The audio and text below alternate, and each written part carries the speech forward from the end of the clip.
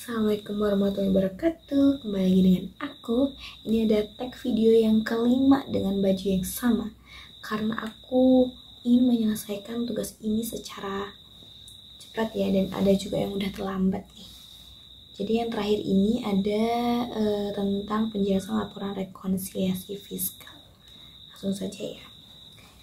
Nah, rekonsiliasi fiskal adalah dokumen yang disusun oleh wajib pajak untuk menjelaskan dan menyesuaikan perbedaan antara laba menurut laporan keuangan komersial dengan laba menurut ketentuan perpajakan.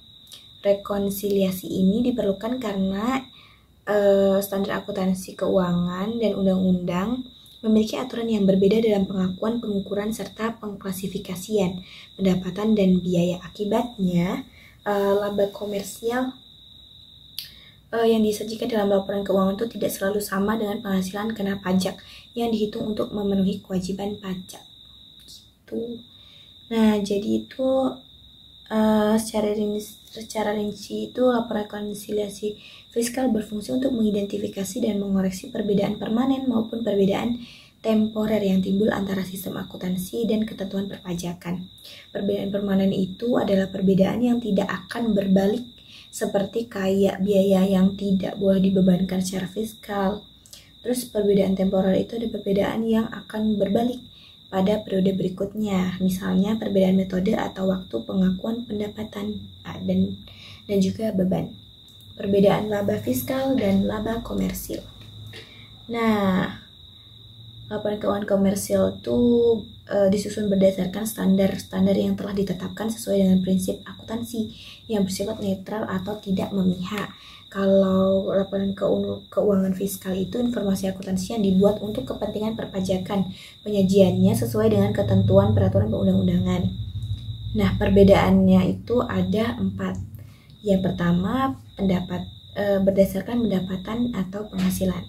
Konsep penghasilan menurut akuntansi dan perpajakan itu berbeda.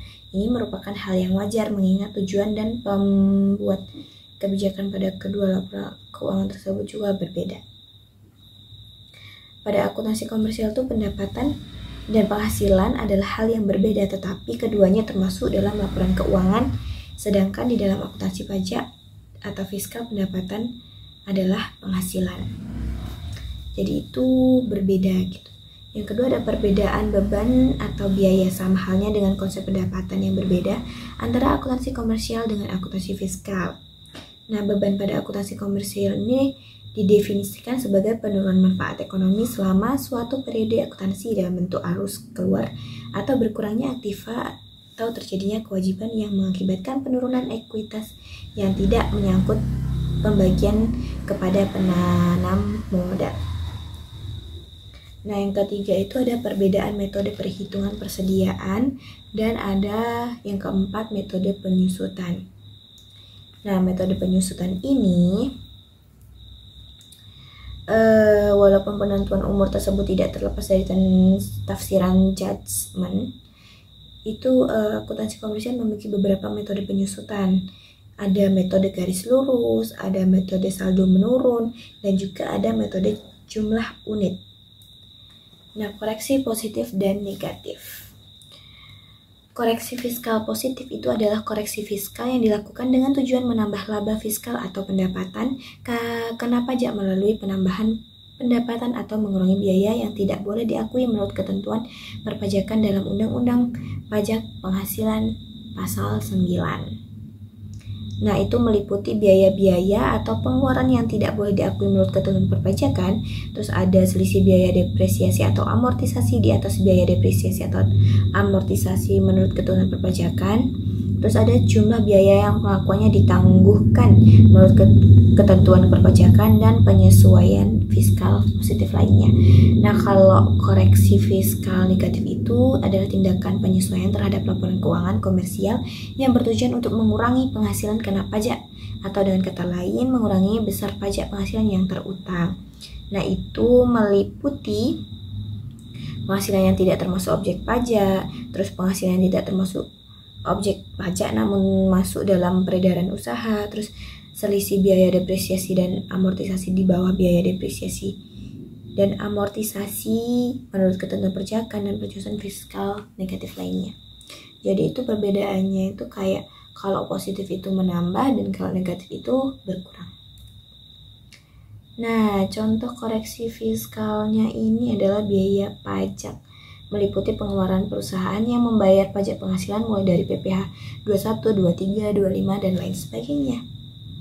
Nah, perhitungan PPh badan.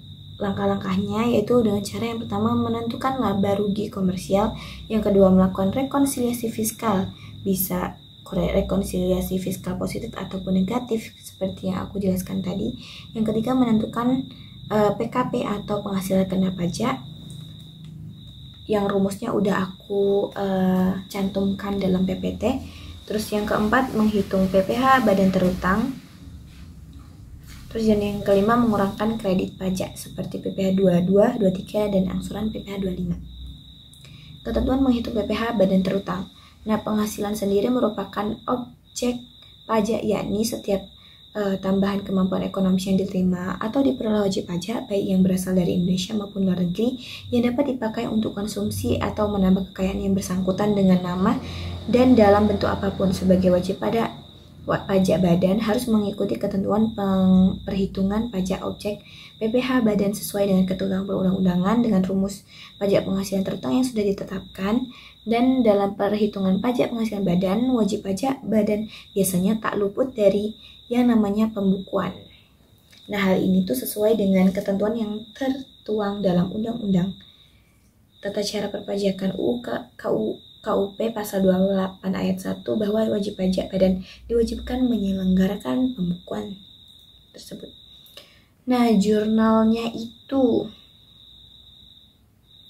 jurnal pengakuan beban pajak penghasilan PPh badan itu, yang pertama jika PPh badan terutang lebih besar dari PPh dibayar di muka, yaitu contohnya ada beban pajak penghasilan pada pajak penghasilan terutang dan pajak dibayar di muka. Jadi jurnal-jurnalnya ini udah aku cantumkan dalam PPT ini ya. Nah, jadi kesimpulannya itu, laporan rekonsiliasi fiskal merupakan proses penting yang dilakukan untuk menyesuaikan perbedaan antara laba komersial yang disusun berdasarkan SAK dengan laba fiskal yang dihitung sesuai ketentuan perpajakan. Nah, perbedaan ini muncul karena adanya perbedaan pengakuan pendapatan, biaya, serta aturan pengukuran antara akuntansi komersial dan juga regulasi perpajakan. Nah, oleh karena itu, rekonsiliasi fiskal menjadi langkah yang diperlukan agar laba komersial dapat diubah menjadi penghasilan kena pajak yang benar sesuai aturan Fiskus. Nah, melalui proses rekonsiliasi fiskal ini, perubahan dapat menghitung PPh badan secara akurat berdasarkan PKP yang telah disesuaikan. Nah, perhitungan PPh badan dilakukan dengan menerapkan tarif pajak yang berlaku terhadap PKP, kemudian dikurangi kredit pajak untuk menentukan besarnya pajak kurang atau lebih bayar. Setelah perhitungan selesai, perusahaan harus membuat jurnal akuntansi yang mencerminkan beban pajak dibayar di muka, pajak tutang maupun piutang pajak apabila terjadi lebih bayar. Itu saja yang dapat saya sampaikan. Kurang dan lebihnya saya mohon maaf. Saya Eri, wassalamualaikum warahmatullahi wabarakatuh. Bye-bye. Ini adalah video terakhir ya.